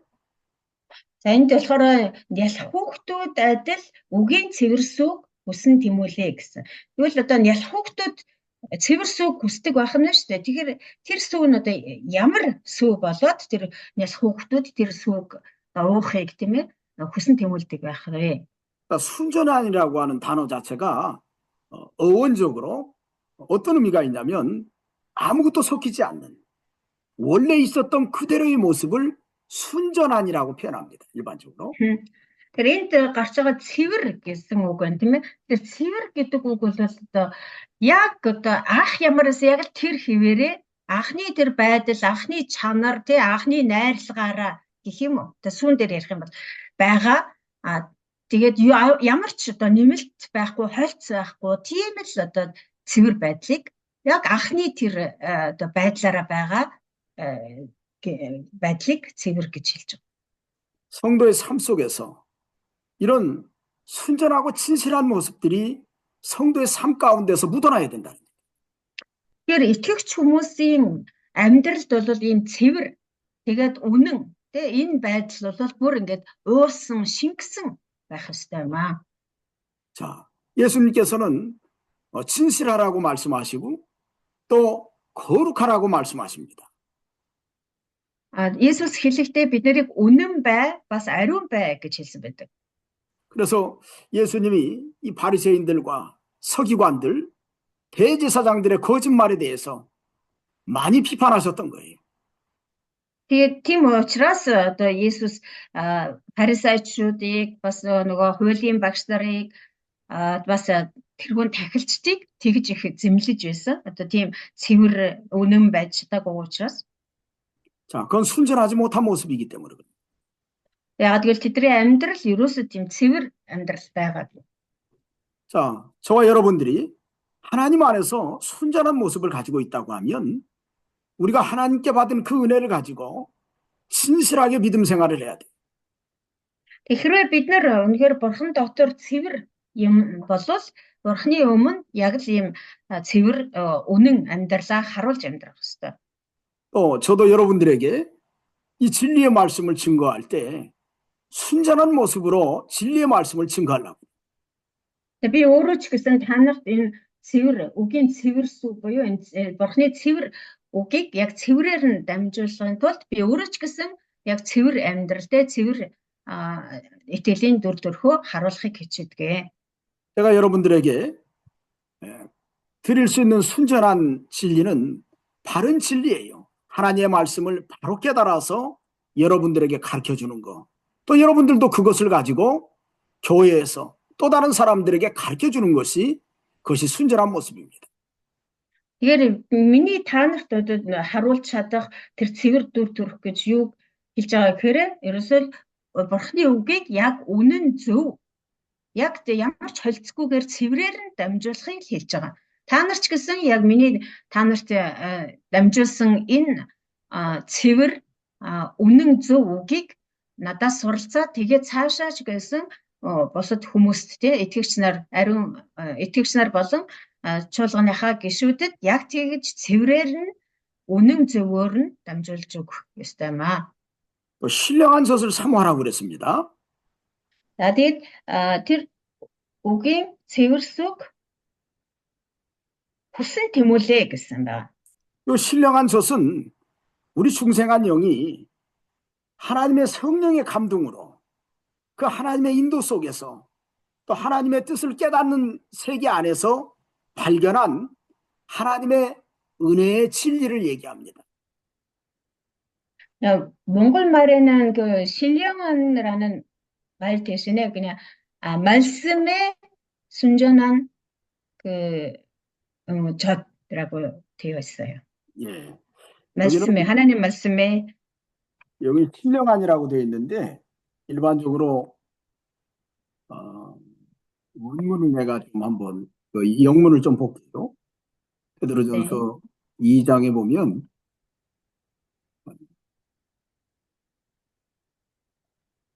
энэ нөгөө үгийн цэвэр сүг гэж орчуулсан баа шүү дээ. Үгийн гэдэг үг нь болохоор Солонгос Библиэлд болохоор сүнслэг цэвэр сүг гэсэн. Сүнсний цэвэр сүг, сүнслэг цэвэр сүг гэсэн. Тэгээ тэрний яг их хэл дээрх орчуулгыг хараадах, их хэл дээрх утгыг хараадахыг гинэ. 이게 저기 신령한 젖을 사모하라고 할 때 like newborn 새로운 창조에 대해서 얘기하네요. Baby crave for spiritual milk. 맞네요. 이게 신령한 젖. 예, 근데 그건 영어 그렇죠. 버전이잖아요. spiritual milk라고 그랬죠. 어떻게 보면 영적인 우유. 어떻게 보면 헬라어 번역도 그렇게 돼 있어요? 헬라어로도? 그렇죠. 이제 영어 번역이 일반적으로 헬라어 원문을 갖다 번역했기 때문에 그 번역본이 일반적으로 그래서 영문을 우리가 이제 보통 한국에서 이렇게 번역을 할 때 1차적으로 이 영어를 좀 많이 보고 그다음에 영어를 갖다가 제가 헬라어 성경인데 헬라어 성경을 보면 거기에 대부분이 헬라어 원문에 있는 내용들을 갖다가 그대로 번역한 것이 아주 많아요. 그래서 영어가 어찌 보면 한국말보다도 더 정확할 때가 많아요. 그러니까 여기에도 맞아요. 이게 그 영적인 우유식물 뭐 이렇게 표현한다고 하면 그걸 창조했다. 영적인 우유식물이 창조되었다 뭐 그런 뜻인데 중요한 것은 여기 신령한 젖을 사모하라고 할 때 우리에게 하나님 주시는 성령의 감동을 통해서 주시는 그 은혜의 역사를 어떻게 보면 창조, 은혜의 역사를 깨달아서 깨닫기를 사모하라 그런 뜻입니다. 오늘 여기 요 메시지를 해석한다고 하면 그런 뜻이에요. 그거 설명해 주세요. 이거. 네. За ямар ч хэлсэн одоо Монгол Библийн орчуулгууд болохоор бүгдээрээ үгийн цэвэр сүг гэсэн байгаа. Солонгос Библи болохоор сүнслэг цэвэр сүг, сүнсний цэвэр сүг гэсэн орчуулгатай. Тэгээд багш яг нөгөө англи орчуулгыг харсан тэрэн дээр ч гэсэн spiritual буюу одоо сүнсний гэсэн утгатай байгаа. Яг грек орчуулгыг нь одоо сайн мэдэхгүй байна. Багш болохоор одоо грек юу англи орчуулга бол грек юутайгаа бараг таардаг гэсэн. За тэгээд ямар ч гэсэн одоо үгийн цэвэр сүг гэсэн тэмүүлнэ гэсэн. Энэ үгийн цэвэр сүг гэж яг юу хэлж байгаа юм гэхээр тэр одоо бурхны хийсэн тэр нэгүслийн ажлыг юу яах ойлгохыг хүсэн тэмүүлээ гэсэн утгатай. Одоо тэр нь болохоор нөгөө сүнслэг цэвэр сүг гэсэн юу гараа штэ. Утгаараа тий сүнслэг цэвэр сүг ялах хүүхдүүд адил хүсэн тэмүүл гэдэг нь бурхны тэр нэгүслийн ажлыг ойлгохыг хүсэн тэмүүлээ гэсэн тийм утгатай гэж байна. 그래도 신령한이라고 하는 단어가 들어가면 우리가 영적인 면에서 생각할 때 성령의 인도와 주장을 따라서 그 안에서 발견하는 하나님의 진리의 메시지, 그것이 어떻게 보면 신령한 젖이라고 할 수 있습니다. 다시 말씀해 주세요.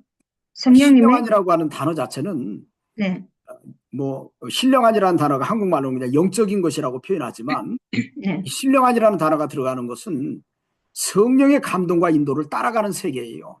성령의 감동과 인도 속에서 그 안에서 하나님의 진리를 발견하는 세계를 말하는 거예요.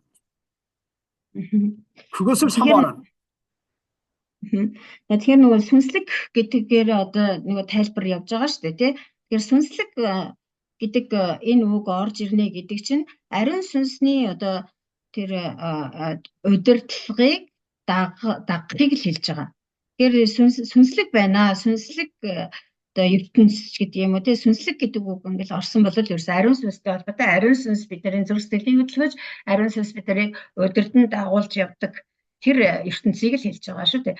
Тэгэхээр одоо тэр ариун сүнсний удирдлага ариун сүнсний биднийг хөтлөн дагуулж байгаа тэрийг дагахыг хүсэн тэмүүлнэ гэсэн л утгатай. 자, 그렇다고 하면 2절의 말씀은 우리가 진실된 신앙으로 성령의 감동과 인도 속에서 진리를 바로 발견할 때 그러한 사람이 구원에 이르도록 자라난다는 것을 알 수 있습니다. За тэгээд цааш нь харах юм бол 몇 절이요? 그 마지막 부분이요? 그러니까 베드로전서 그렇죠. 베드로 2장 2절의 마지막 부분. За тэгээд 2 дугаар ишлэлийн төгсгөлт нь юу гэж хэлсэн бэ гэхээр ингэснээр та нар авралт хүртлээр өсөх юм аа гэсэн байна. Тэгэхээр бид нар одоо тэр нөгөө махан биеийнхээ тэр муухай бүхнийг тайлж хаяад тэр ариун сүнсний удирдлагыг дагаж тэр үнэн зөв тэр үгээр ингээд үгийг дагаж явах юм бол эцэстээ юунд хүрэх юм бэ гэхээр авралт хүртлээр өсөх болно гэж хэлсэн байна. 자, 여러분들이 이 말씀을 조금 오해하면 안 됩니다. Энийг та нар бас буруугаар ойлгож болохгүй. 자, 구원에 이르도록 자라나게 하려면 한 거 보니까 아니 아직 구원 받았는데 무슨 또 구원에 이르도록 그런 표현을 쓸까? 여러분들이 오해하면 안 돼요. Ялангуяа одоо авралт хүртлээр өсөх юмаа гэж хэлсэн байгаа шүү дээ. Тэгэхээр авралт хүртлээ гэсэн ба. Хүртлээ гэд хэлчихээр нөгөө авралт хүрээгүй байгаа юм шиг тий. Бид нар ч одоо авралт хүрээгүй юм уу? Аврагдаагүй юм уу? Гэсэн тийм одоо буруу ойлголт төрж болохгүй. Буруугаар ойлгож болохгүй. 그 히브리서 5장 12절로 14절에 보면 이런 말씀이 있어요. 히브리서 5장 12절로 14절. За Еврей номын 5-ын 12-оос 14-р ишлэлийг харъя. 자, 때가 오래되었으므로 너희가 마땅히 선생이 되었을 터인데 너희가 다시 하나님의 말씀의 초보에 대하여 누구에게서 가르침을 받아야 할 처지니 간단한 음식은 못 먹고 젖이나 먹어야 할 자가 되었도다. 이런 말씀을 한 게 있어요. За 12-р ишлэлдэр нь учир нь энэ цагт та нар багш байх ёстой байтал Бурхны илэрхийллийн язгуур юмсыг та нарт дахиад заах хэн нэгэн та нарт хэрэгтэй болжээ. Та нарт бор хоол бус харин сүү хэрэгтэй болсон байна гэсэн байна. 자, 14절까지 읽었어요? 14가지 읽어요? 예. За цааш нь 13 14-ээс уншия. Сүүгээр амьдрагч бүрэн зөвхт байдлын үгэнд гаршаагүй байдаг. Яагад гэвэл тэр балчир ажээ. Харин бор хоол нь төлөвшсөн хүмүүст зориулагддаг. Учир нь тэдний сэрхүй сайн мууг ялгахад дасгалдсан байдаг. 이 말씀은 뭐냐면 우리가 구원받은 사람이 점점 자라나야 돼요. 구원받은 사람도 그 영이 자라고 그 믿음이 자라나야 됩니다. За тэгэхээр энэ юу илэрхийлж байна гэхээр аврагдсан хүмүүс л одоо сүнсээр болон зүрх сэтгэл бүх талаар одоо өсөх ёстой байдаг. 그 진리를 깨닫는 면에서도 자라나야 돼요. За тэгээд үннийг ойлгож ойлгох тал дээр ч гэсэн өсөх ёстой. 자, 그 자라나는 모습은 바른 진리 안에서 성령의 인도와 감동 속에 진리를 발견할 때 자라난다는 얘기예요. За тэгэхээр тэр өсөлт нь хизээ явагддаг вэ? Яавал өсдөг вэ гэхээр ариун сүнсний тэр хөдөлгөл болон ариун сүнсний удирдамжийн дагуу удирдлагыг дагаад тэр үннийг зөв ойлгосон цагтаа тэр үннийг ойлгох мэдлэг нь бас ойлгогдсон ч гэсэн өсөж байдаг. 자, 예수 믿은 지는 오래되었는데 아직도 진리를 깨닫지를 못하고 아직도 세상에서 방황하는 사람들도 있고 또 예수를 믿은 지가 오래되었는데 바른 진리의 말씀을 분별하지 못하는 성도들도 여러분 주변에 많이 있을 거예요. Тэгээ та нар ч гэсэн эргэн тойрноо харах юм бол чуулганд яваад удаж байгаа Христэд итгээд олон жил болсон удсан тийм итгэгч зарын дунд одоо хэрн Бурхны тэр үгийг яг үнэн зөвөөр ойлгож чадаагүй, яг үнэн зөв тэр үгийг ялгаж салгаж ойлгож чаддгүй итгэгчдэр олон байдаг. 자, 그런 사람들이 구원을 못 받았나요? За тэглээгээ тэр хүмүүс авралыг олоогүй хэргүй. 때로는 우리가 어떤 판단의 기준으로 볼 때 의심이 되지만 그들이 구원 못 받았다고는 말할 수 없습니다. Бид нэр яг өөрсдийнхөө хэмжүүрээр хэмжээл энэ хүн бол аврагдаагүй хүн байна гэд дүгнэлт гаргах тохиолдол байдаг. Гэхдээ үнэхээр тэр хүнийг одоо аврал олоогүй хүн гэж хэлэх боломжгүй. 그러나 구원은 받았지만 예수 믿는 사람이 자라나면 하나님의 사랑을 더 깊이 깨닫고 하나님의 뜻을 더 바로 알고 이제는 그 알고 깨달은 대로 실행에 옮기는 역사까지 나타나는 거예요. 자라난 사람. Тэгэхээр бид нэр одоо тэр хүн аврагдсан уу үгүй юу гэдгийг бидний одоо хэмжүүрээр шалгуураар ингэж дүгнэлт хийж болохгүй ч гэсэн ямар ч гэсэн аврагдсан байлаа гэхэд тэр хүн Есүсийн тэр хайр ба Бурхны тэр хүсэл тааллыг таньж мэдсэн бол тэр таньж мэдснийг одоо хэрэгжүүлэлт бодит амьдрал болгож одоо илэрхийлэх ёстой байдаг. Яг одоо өсөж чадсан төлөвшөлт хүрсэн хүн бол 그러니까 예수 믿는 것은 단순히 그냥 예수 믿고 나 구원받았으니까 이제 나만 먹고 떨어지는 것이 아니라 우리가 바른 진리 안에서 하나님의 은혜를 받아가지고 점점 깨달아지고 자라나야 된다고 하는 것을 사도 베드로는 이야기하고 있는 겁니다. Тэгэхээр бид нэр хэрвээ аврагдсан юм бол за би аврагдсан юм чинь болоо одоо бас нь хамаагүй одоо бол ингээд болоо гүцээ гэсэн маягаар амьдрах биш харин үнэхээр тэр зөв үнэн дотор зөв үннийг ойлгосон тэр зөв үннийг ухаар төлөвшсөн хүн бол тэр үнэн дотроо бүх талаар өсөж байдаг. Тэр өсөж байгаа нь бүгдэд харагдаж байдаг юм аа. 3절에는 베드로전서 2장 3절에 너희가 주의 인자하심을 맛보았으면 그리하라 이렇게 말씀을 했어요. За 3 дугаар эшлэл дээр 1-р Петр 2:3 хэрэг та нар үнэхээр эзний инэрлийг амссан бол тэгэх түн гэсэн байна. 너희가 하나님께 은혜 받은 자라고 하면 구원받은 자라고 한다고 하면 이제 너희는 여기 아까 부정적인 모습, 악독, 기만, 외식, 시기, 비방하는 말 이런 거 버리고 오히려 순전하고 신령한 젖을 사모하는 그러한 사람이 되라고 당부하는 겁니다. За тэгэхээр энэ одоо хэрэг та нар үнэхээр инэрлийг намссан юм бол тэгэгтэн гэсэн. Энэ тэгэгтэн гэдэг нь болохоор түрүүн бидний үзсэн тэр альва бүх тэр хорон санаа залмиг хоёр нүур атаажтай гүтгэлгээ хаяад тэр сүнслэг цэвэрсүг хүүхдэд адил хүсн тэмүүлээ гэсэн. 자, 또 여기 네 번째로 여기 2장 4절에 사람에게는 버림받아 되었으나 하나님께는 택하심을 입은 보배로운 산돌이신 예수께 나아가라고 얘기합니다. Дөрөвдүгээр эшлэл. Эзэн рүү ир.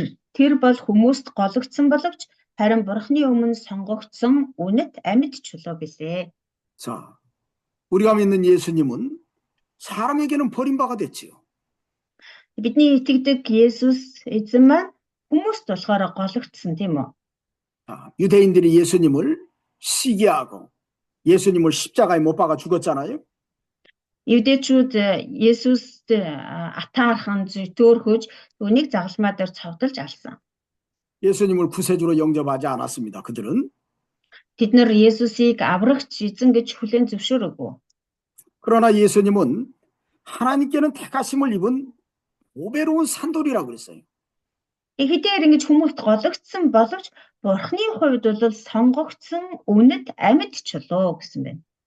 특별히 여기 보배로운 산돌이라고 하는 것은, 보배라고 하는 것은 보석과 같이 아주 귀하고 값진 그 기초가 된다고 하는 의미에서 보배로운 산돌이라고 표현한 겁니다. За тэгээ энд ялангуяа үнэт амьд чулуу гэсэн байна. Үнэт гэдэг маань одоо бидний мэдхээр тий яг тэр үнэт эрдэнэ мэд, эрдэнэс мэд тэгээд амьд гэдэг нь бол яг тийм одоо тулгуур нь болж өгдөг чулуу гэсэн үг. 자, 그분이 누구예요? Энэ хэнийг хэлж байгаа вэ? 예수님입니다. Есүсийг хэлж байгаа. 자, 특별히 보배로운 산돌이라고 할 때 이 보배롭다라는 표현 속에는 우리의 영이 살아게 하는 신령한 집을 세워나가는데 예수 그리스도를 통해서 너희가 기초가 세워졌다는 뜻이에요. За тэгээд энэ үнэт гэдэг үг нь болохоор одоо нэг үнэт эрдэнэс мэт тийм хэрхэм нандин гэсэн үг тийм ээ. Тэгээд ялангуяа бид нарыг нөгөө сүнслэг байшин болж босгогдсон байгуулагддаг баригдаж байна гэсэн тийм үү. Тэгвэл тэр сүнслэг байшин болж баригдаж байгаа бид нарын тэр тулгын чулуу нь болохоор тэр эрдэнэ мэт Есүс Христ өөрөө юм аа. 예수 그리스도를 믿고 그 안에서 진리가 깨달아질 때 그 집이 세워집니다. 신령한 집이 세워져요. Есүс Христэд итгээд түүний дотор бид нар тэр үннийг яг зөв ингээ ойлгож авах үедээ бид нар сүнслэг байшин болж баригддаг байх нь. 자, 5절 말씀에 너희도 산돌같이 신령한 집으로 세워지고 예수 그리스도로 말미암아 하나님이 기쁘게 받으실 신령한 제사들이 거룩한 제사장이 될지니라 이렇게 말씀합니다. 5-р эшлэлдэр иймд амьд чулуу мэт болсон та нар ч бас Есүс Христээр дамжуулан Бурханд тааламжит сүнслэг тахилуудыг өргөх ариун тахилж болохын тулд сүнслэг байшин болон баригдаж байна. 자, 보배로운 산돌 대신 예수님 안에서 우리가 구원을 받았고 그 예수님의 말씀 안에서 우리가 살아갈 때 이제는 우리가 그 안에서 신령한 집으로 세워지는 거예요. Тэгэхээр үнэт амьд чулуу болсон Есүс Христийн дотор бид нар аврагдаад тэгээд түүний дотор бид нар Бурхны үнний үгэн дотор өсөж ихэдэг ба тийхүү өсөж байгаа бид нар сүнслэг байшин болон баригдаж байгаа хэрэг юм аа. 자, 이 신령한 집이 세워지면 이제는 하나님이 기쁘게 받으실 신령한 제사를 드릴 수가 있습니다. Ийхүү бид нар сүнслэг байшин болж баригдах юм бол Бурханд тааламжтай сүнслэг тахилуудыг өргөх ариун тахилч нар болж чаднаа. 우리가 신령한 제사를 드려야 돼요. Бид нар сүнслэг тахилуудыг өргөх ёстой. 그 신령한 제사를 어떻게 드릴까요? Тэгвэл тэр сүнслэг тахилуудыг бид нар яаж өргөх юм бэ? 자, 신령한 제사는 예수 그리스도의 바른 진리 안에서 만들어진 제사가 신령한 제사예요. Энэ сүнслэг тахилууд гэж юу хэлж байгаа юм бэхээр Есүс Христийн тэр зөв үнэн дотор тий үнэн гэж олон янз байгаа шүү дээ тий хуурамч үнэн байна зөв үнэн тий жинхэнэ үнэн гэдэг тэр Есүс Христийн тэр зөв үнэн 바른 진리로 바른 진리 안에서 만들어진 제사가 신령한 제사입니다. Тэр Есүс Христийн тэр зөв үнэн дотор бий болсон тахилыг сүнслэг тахил гэж хэлж байгаа. 신령한 제사는 예수 그리스도 안에서 하나님의 뜻을 바로 깨닫고 발견한 진리를 얘기하는 겁니다. Тэгэхээр энэ Есүс Христийн тэр үнэн зөв дотор Бурхны хүсэл тааллыг зөв ойлгохыг одоо сүнслэг тахил гэж хэлж байгаамаа. 에베소 성경에 보면 그런 말씀이 있죠. Эфес номон дээр харах юм бол гэж хэлсэн байгаа. 에베소 4장 23절 24절이거든요. Эфес 4-ийн 23 24. 4장 21절부터 한번 읽어보세요. 21절로 24절. 21-ээс 24 дугаар эшлэлийн уншия. Эфес 4-ийн 21-ээс 24. Үнэн Есүст байдагчлан та нар үнэхээр түүнийг сонсож түүгээр сургагдсан юм бол амьдралын чинь урдын хэв маягт хамаарах зал мэгт тачаалын дагуу ялзарч буй хуучин хүнээ тайлж оюун санаагаараа шинчлэгдэн жинхэнэ зөвхт байдал ба ариун чанар дотор Бурхны дагуу бүтээгдсэн шинэ хүнийг өмс. 이거 어떻게 보면 신령한 제사를 드리는 모습이라고 할 수 있습니다. За энийг харах юм бол ерөөсөө шинэ сүнслэг тахилыг өргөж байгаа дүр төрхийг эндээс харж болно. 그렇기 때문에 우리가 이 신령한 제사를 드리는 사람은 바른 진리 안에서 하나님의 뜻이 무엇인가를 바로 깨달아요. За тэгэхээр сүнслэг тахилыг өргөдөг хүн гэж ямар хүнийг хэлдэг юм бэ гэхээр тэр зөв үнэн дотор Бурхны хүсэл тааллыг ойлгодог хүнийг хэлж байгаа. 이 제사는 영이 사는 제사입니다. Тэр сүнслэг тахил гэдэг бол одоо сүнс нь амьд байгаа хүнийг өргөдөг тахил. 우리 중생한 영이 살아나는 제사예요. Тэгээ бидний нөгөө дахин төрсөн ам байгаа тийм ээ, дахин төрсөн сүнс, тэр сүнс нь амьд, тэр сүнсийг маань амьд байлгадаг тахил юм. 하나님이 받으실 만한 제사입니다. Тэгээд бас бурханд тааламжтай, бурхны хүлээн авч болох чадах тийм тахилыг хэлж байгаа юм. 자, 그러면서 신령한 제사들이 거룩한 제사장이 될지니라 이렇게 말합니다. За тэгээд тэр сүнслэг тахилуудыг өргөх ариун тахилч нар болохын тулд гэсэн байгаа шүү дээ.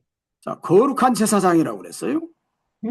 아리ун тахилч нар болохын тулд бид нар ийхүү сүнслэг байшин болж баригдаж байна гэсэн. 결과적으로 뭐냐면 우리가 신령한 집으로 신령한 제사를 드릴 수 있는 사람이 되려면 거룩한 제사장이 돼야 돼요. Тэгэхээр эцэг эцэст одоо бид нар сүнслэг байшин болж баригдахын тулд бурханд тааламжтай сүнслэг тахилуудыг өргөхийн тулд бид нар өөрсдөө ариун тахилч болох хэрэгтэй.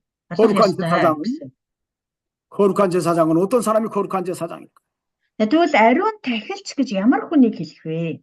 여기서 말하는 거룩한 제사장은 하나님의 뜻을 바로 알고 그 안에서 진리를 많이 깨달은 것뿐만 아니라 여기 거룩한 제사장은 하나님 안에서 그 깊은 진리 안에서 만들어진 사람, 그것이 거룩한 제사장이에요.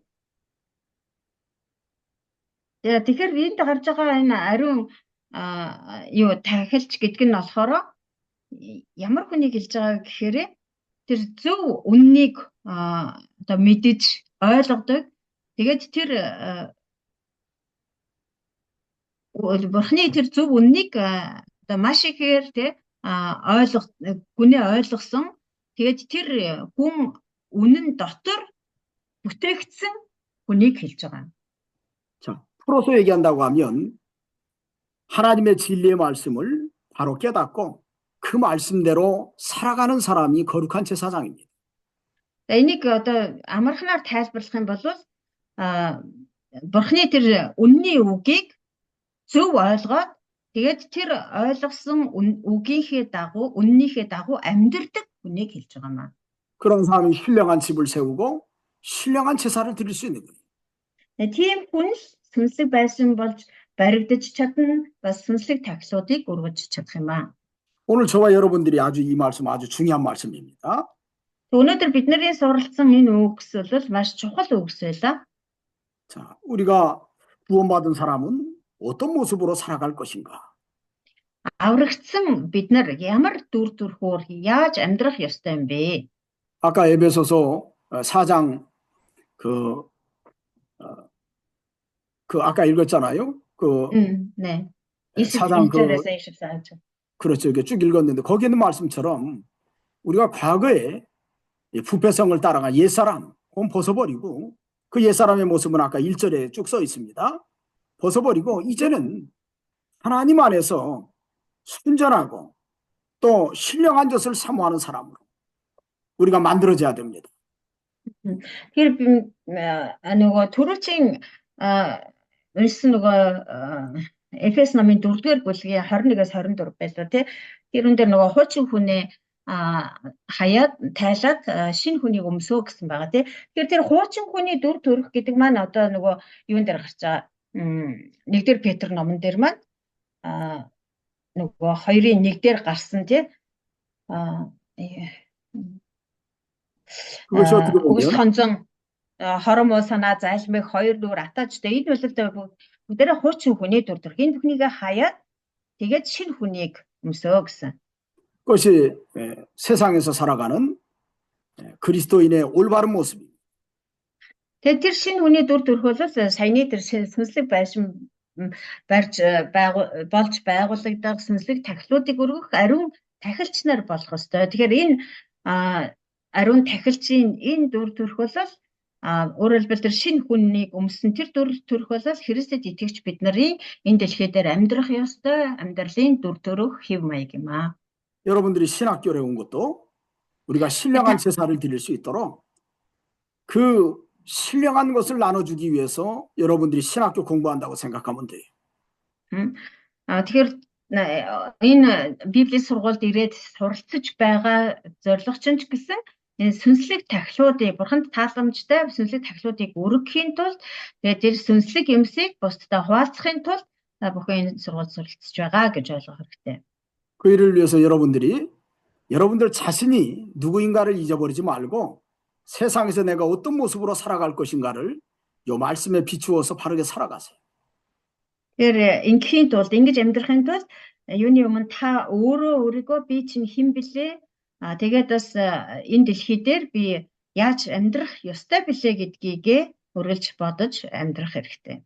그것이 오늘 우리 그리스도인의 삶의 모습이 돼야 됩니다. Тэгээд энэ бүхэн бол өнөөдөр энэ дэлхий дээр амьдарч байгаа Христэд итгэгч хүмүүсийн амьдралын дүр төрх байх ёстой юм аа. 초대교회에 고난당하는 소아시아의 성도들에게 사도 바울은 이런 희망적인 메시지를 던지는 거예요. 그래서. Тийм учраас одоо тэр бага Азийн итгэгч нар буюу хэн үеийн чуулганы итгэгч нар тэр үедээ тэр зовлон бэрхшээл тэр хавчлага дунд амьдарч байсан. Тэгээд хэдий тийм ч гэсэн тэр итгэгч нарын энэ дэлхий дээр амьдрах дүр төрх бол ийм л байх ёстой гэдгийг Илч Петр загталтаа өгүүлсэн байна. 너희는 세상에서 신령한 제사를 드릴 거룩한 제사장의 위치가 너희의 모습이라고 하는 것을 어떻게 보면 권면한다고 볼 수 있습니다. Та нар бол энэ дэлхий дээр сүнслэг тахилуудыг өргөх ариун тахилч нар шүү. Тийм учраас яг тийм ариун тахилч нар шиг амьдрах ёстой шүү гэдгийг захиж ятгах бичсэн байна. 우리가 그런 모습으로 살아가야 되겠습니다. Бид нар ч гэсэн яг ийм дүр төрхөөр амьдрах ёстой юм аа. 자, 오늘 여기까지 하도록 하겠습니다. За өнөөдрийн хичээлээ ингээд өндөрлөө.